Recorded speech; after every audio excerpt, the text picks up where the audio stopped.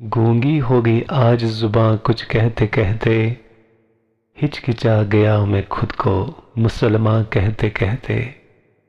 یہ بات نہیں کہ مجھ کو اس پر یقین نہیں، بس ڈر گیا خود کو صاحب ایمان کہتے کہتے۔ توفیق نہ ہوئی مجھ کو ایک وقت کی نماز کی، اور چپ ہوا مؤذن اذاں کہتے کہتے۔ کسی کافر نے جو پوچھا کہ یہ کیا ہے مہینہ، شرم سے پانی ہوا میں رمضان کہتے کہتے۔ میرے شلف میں جو گرد سے اٹی کتاب کا جو پوچھا، میں گڑ گیا زمیں میں قرآن کہتے کہتے۔